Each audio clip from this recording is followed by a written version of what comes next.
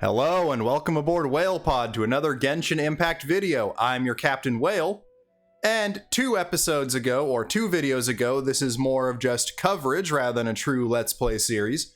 We wasted our financial resources pulling for Tighnari and Zhongli, as well as Tighnari's new bow. A couple things I need to go over since then, one that I forgot to go over in that video, so let's start with that one, was the other 5-star weapon on the weapon banner is Vortex Vanquisher.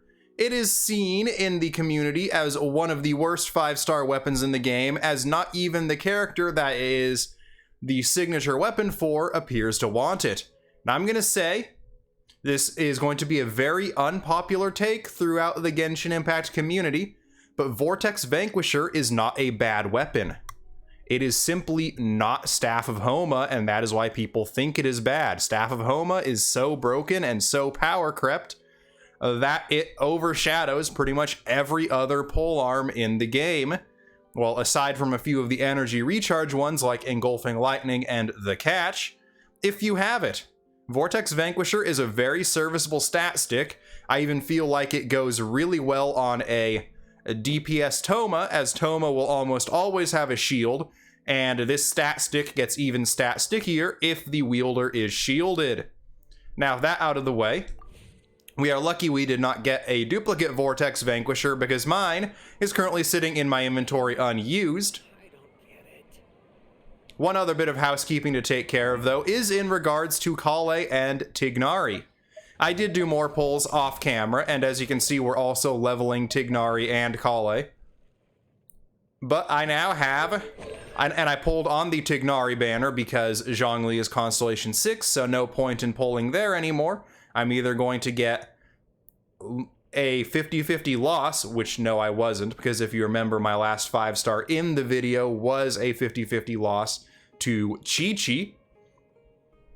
So my next one was a guaranteed banner character, because for those of you watching who are not familiar with how Genshin Impact works, like I want to say probably all of my subscribers, the 50-50 system is you have a 50% chance of either getting the promoted character or getting one of the characters available on the standard banner, which currently consists of 5 stars. Those being Chi-Chi, Jean, Diluc, Mona, and Keqing. Out of those 5, I have all of them at Constellation 6, or maxed out, except for Jean, who is sitting at a very paltry Constellation 3 still. But now back to Kale and Tighnari.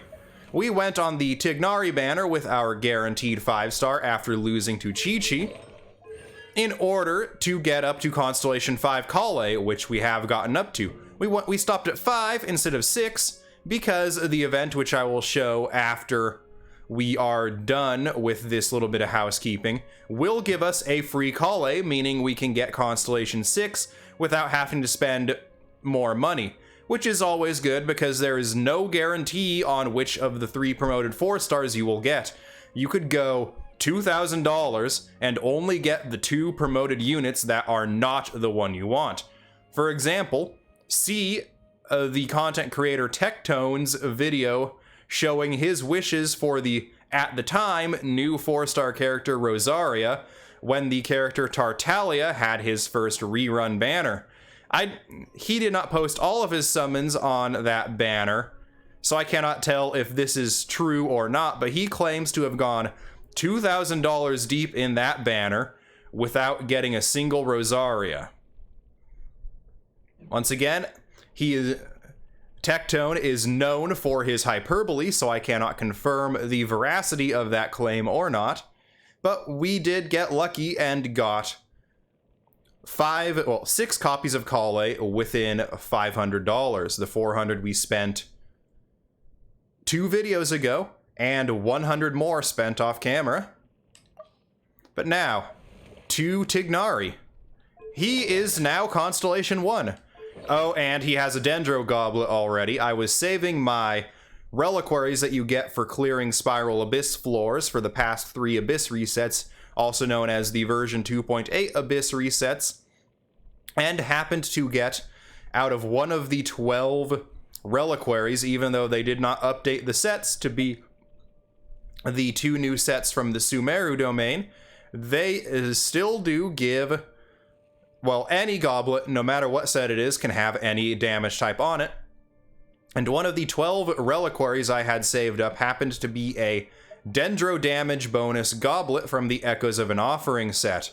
It's pretty copium on the substats, having defense percent, HP percent, and flat HP. Energy recharge is kinda nice. And here we're kinda lucky that Tignari's bow is such a stat stick in the crit chance department, as this being a pretty much wasted piece does not affect him as much as it would someone like Gan Yu, who has attack as the substat on her weapon.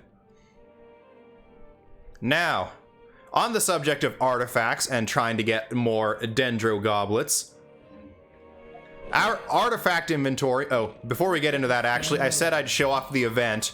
This Graven Innocence here has a Kale as a potential reward. Unlocks the associated character, or if you've already unlocked the associated character, automatically converts to one of their Stella Fortunas needed for opening a constellation node, and 2 Masterless Star Glitter spendable in Paimon's Bargains in the shop, which I will also show right now. I have actually shown Paimon's Bargains on camera before, because Paimon's Bargains does not take real money as an offering. So the Star Glitter exchange here has things like Bottomless Intertwined Fates, Bottomless Acquaint Fates, characters that are available from the standard banner, and characters that were available at launch. No new characters have ever been added to this shop system. Rotating weapons based on the month. This is August 2022 when I am recording this. It is an even-numbered month, and even-numbered months give the royal weapons, which are utter dog crap. They are all attack stat, substat, and all have a power that increases critical hit chance every attack you go without critting, and resets the bonus after a successful crit. As I learned very early on in my playing of Diablo 3, where the Demon Hunter class has a passive skill that increases crit chance every second without a crit, resetting on a successful crit, these sorts of passive abilities like this are a crutch. They seem nice, but will not help you in the long run, and will in fact hinder you, as you would rather stack crit on pieces and just get more critical hits to begin with than keeping your critical hit rate artificially low in order to see the most quote-quote benefit from these weapons. In addition to that, you can also buy rare monster drops here, like 4-star variations of monster drops that have a 2, 3, and 4-star variant, and the 3-star level drops of the monster drops that have a 1, 2, and 3-star variation. As opposed, and with the bottomless nature of the Intertwined Fate and Acquaint Fate, they are bottomless, meaning you can buy any number of them per month. You can also, with Stardust, which comes from 3-star wishes, no matter what, any 3-star wish is going to be a weapon, so it will always come accompanied by 15 Masterless Stardust. You can only buy 5 of each Intertwined Fate and Acquaint Fate per month.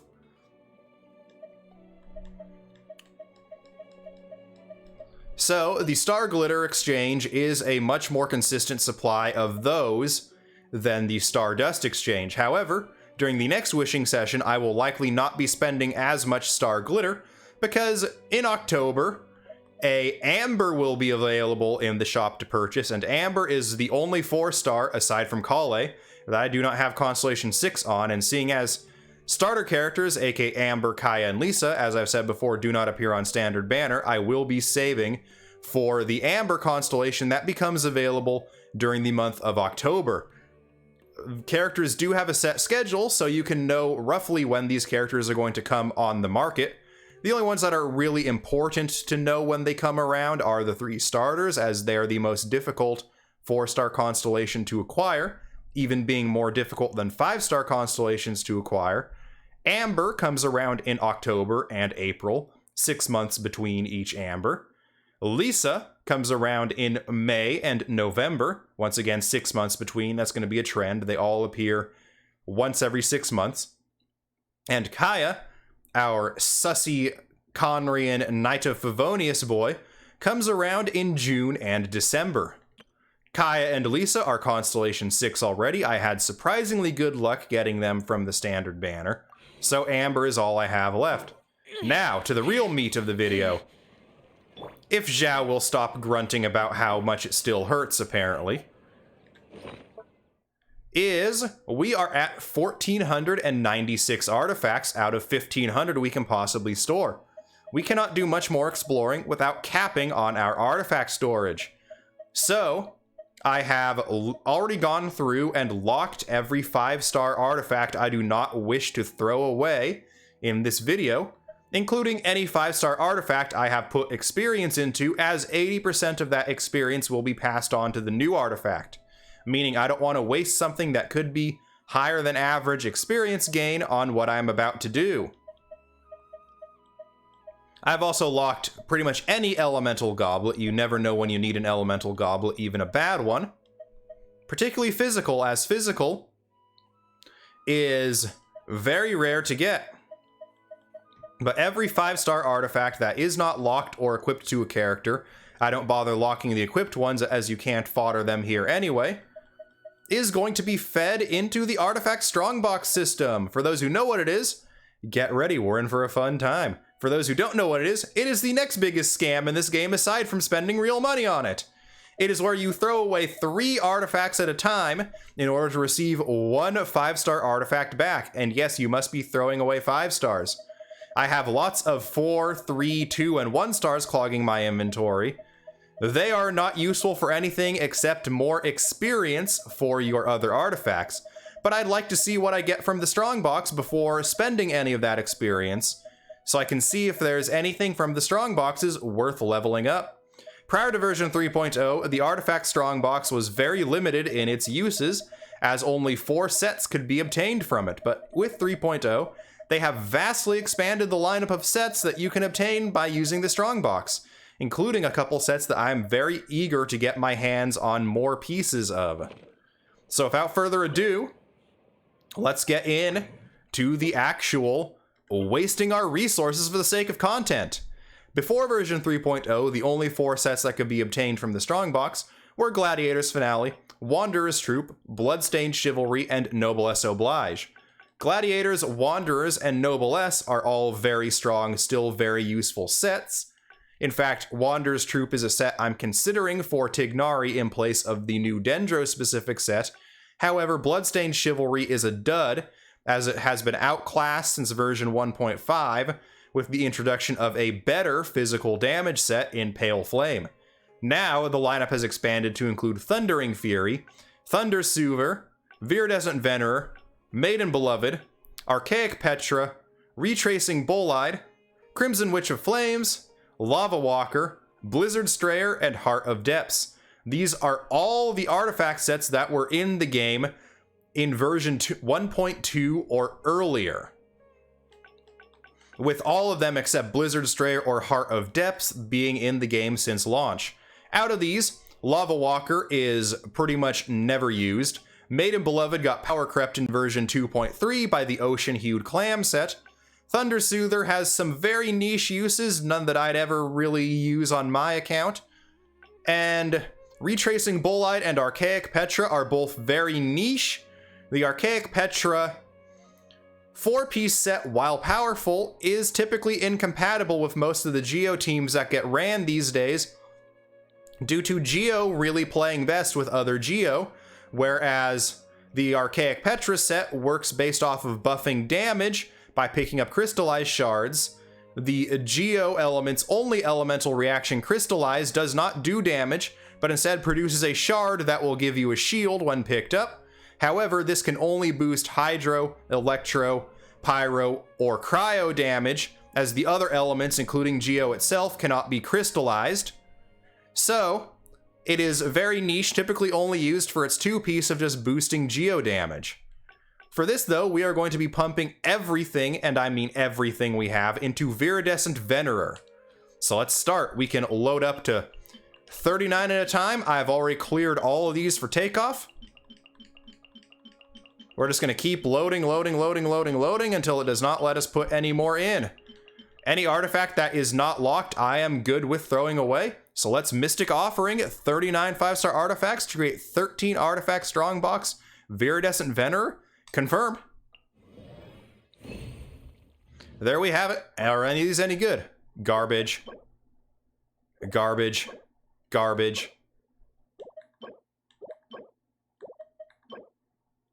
Maybe. That could be a good Hazo Feather. Garbage. Garbage. Garbage. Garbage. I'll lock that. Garbage. Oh, that is very nice. Very, very nice. That is the first big hit of this video. Garbage. And yeah, that's no bueno here. Or maybe. I'm probably gonna go crit attack Animo on my Hazo's 4-piece Viridescent. So we're probably gonna lock that for him. He is using a crit chance weapon with the Solar Pearl, so we don't need to worry too much about that. I will make sure not to throw that one away. And with that, let's select more material. Anything here I've already vetted once again is not worth keeping, so it will be disposed of liberally.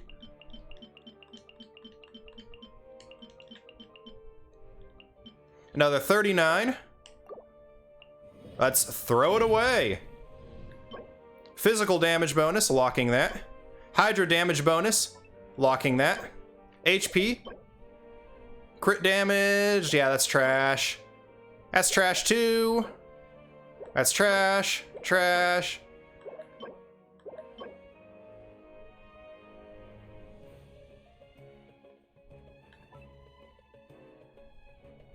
Already 4 substats, so as long as we avoid defense, that could be a really good flower. Trash, trash, trash. Let's go again.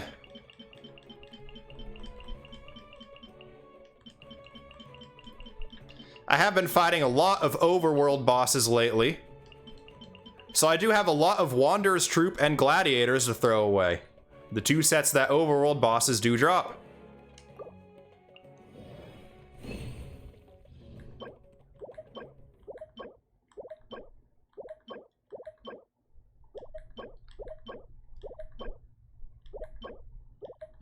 Okay, yes, all those so far are indeed throwaways.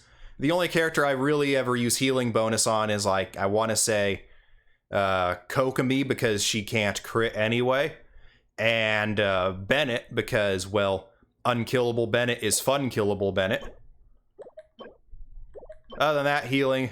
Elemental Mastery Hat, that's good. The characters that want EM on their Viridescent don't really care about much else. I'm talking your Kazuha, your Venti, your Sucrose, even your Sayu. Energy recharge, but terrible substats. Yeah. Elemental Mastery is a very rare stat to have on a piece, no matter which piece you're rolling for. It is the rarest attribute.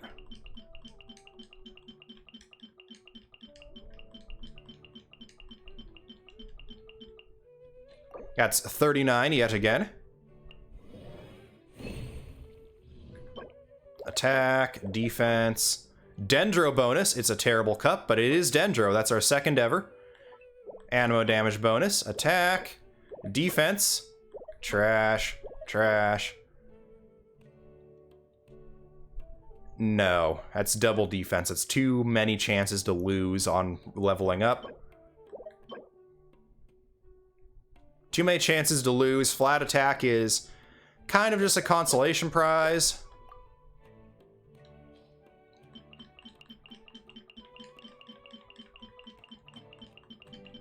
But boy, do we ever have a lot of Wanderer's Troop.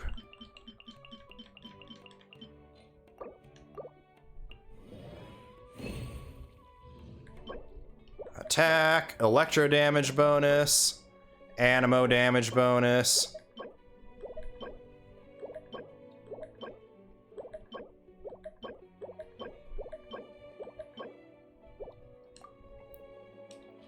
I'd say that one's still, as a whole, pretty bad, as we only really got one thing.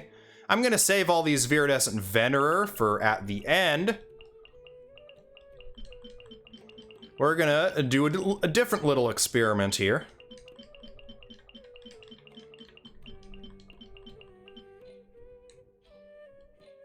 Mystic Offering again. HP, a Geo Damage bonus, was actually some pretty decent subs. Pyro Damage bonus, not terrible. That Pyro one is definitely more of a copium piece. Still no sign of a EM Goblet, because with all the different elements taking up pieces of the pie there, it is even rarer than any of the other pieces. For the other pieces, I want to say it's 10%, but it's only about 2.5% on a goblet. Yep. We're gonna leave our VV there for now.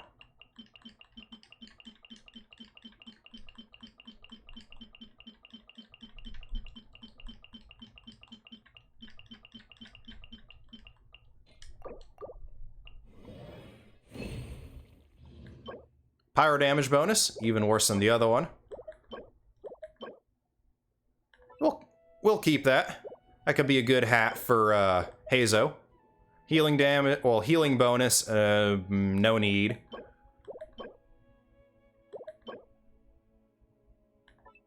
Very good damage flower. Elemental Mastery Sands. We're getting more stuff, boys. And Goyles. And, well, we're getting better stuff, everyone. There. Did I do good?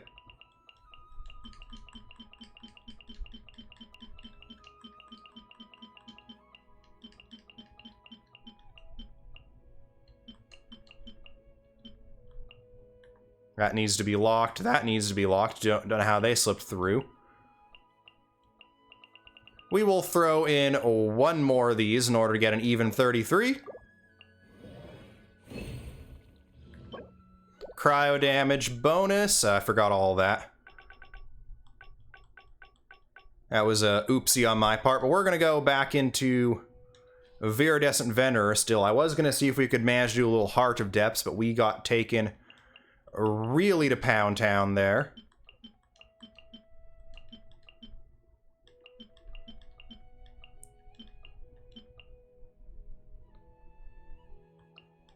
I'm actually going to lock that. That's good for someone like Sucrose.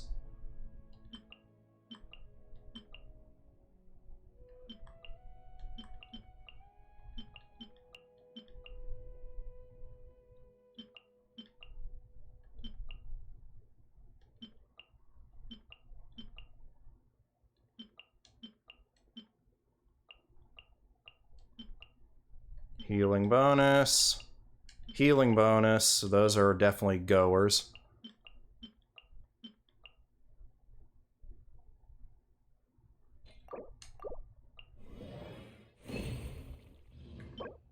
HP Goblet.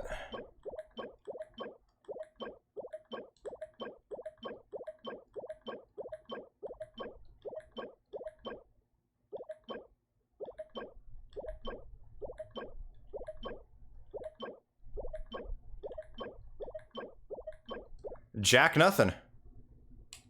Which means feed it all again. Wait, no, we're gonna cancel and then lock that.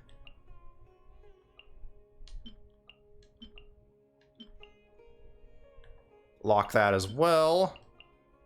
Wait, no, lock that as well. EM feathers are still decent to grab.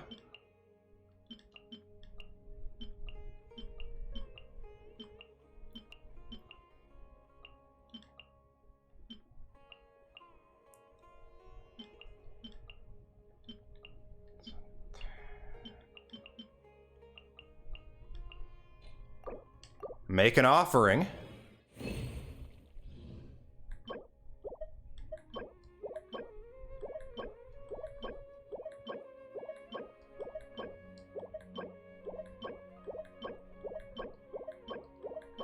Another round of absolute garbage.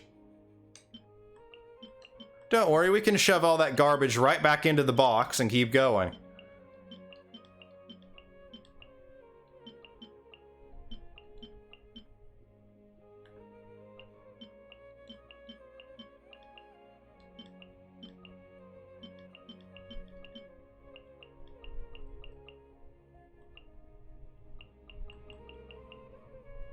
Yeah, that is an EM headpiece, that's why I'm saving that. That's a good piece, but it's on the wrong set. I got us an even 27 for our final round of strongboxing. Defense, pyro damage, dendro damage, another pretty bad cup, but still, it's a dendro cup. We don't have many of those. Another EM sands, a defense sands. Now, that is what we are going to call, unless we have... Yes, we have 6 more to throw away. 2 more, let's go. God rolls right here, God rolls right here. Not bad, actually. And terrible. That's the end of our strongboxing. As you saw, we got absolutely nothing. Not a single elemental mastery goblet, which is what you're really looking for on Viridescent Venerer. As so many animo characters want elemental mastery to just get bigger and bigger swirl reactions. Except for our boy Xiao here. Xiao just wants damage, and he has his own set aside from Viridescent Venerer to get that damage. But as far as characters like Kazuha, mine is at 582 elemental mastery, but it's possible to get him higher, like say, even close to around 1,000 when fully optimized. Venti with 359. Jean doesn't really care about elemental mastery, she just wants all in attacks so her heals go bigger. Other animos down in the 4 stars. Heizo, once again, is more of a DPS unit, like closer to someone like Xiao, where he doesn't care as much about how hard his reactions hit. Sucrose is fully reaction-based, even getting elemental mastery as she ascends and levels up. And Constellation 6 Sayu does have elemental mastery scaling on her ultimate, her little Muji Muji Dharma doll she places down. And just in general, as an animo character, Swirl is a big portion of her damage. And seeing as the rest of her damage is not that good, if you're using Sayu, you're usually using her for her ability to roll around really fast and trigger lots of swirls when being followed around by stuff like Shinobu's Healing Ring, Xiangling's Pyronado, and Kaya's Frost Ring around himself. As all those will carry over to your currently controlled character, allowing you to drag Electro, Cryo, and Pyro damage with you as you roll around like a little Tanuki-looking Sonic. Sorry, Mugino-looking Sonic. She gets really upset if you call her a Tanuki. But with that, we are going to end this Genshin Impact video. It's been a bit on the shorter side. I've been putting out a lot of long content lately, so I think that's kind of nice. If you like this video, make sure to leave a like and consider subbing to the channel. If you do sub to the channel, please ring that notification bell to stay up to date on all my latest uploads. And once again, please do sub to the channel. It costs you nothing and it helps me out immensely. As always, comments are welcome down below. I have been your Captain Whale. I thank you all once again for watching. I hope you all are having fantastic days, Whale Pod. But until next time, this is goodbye.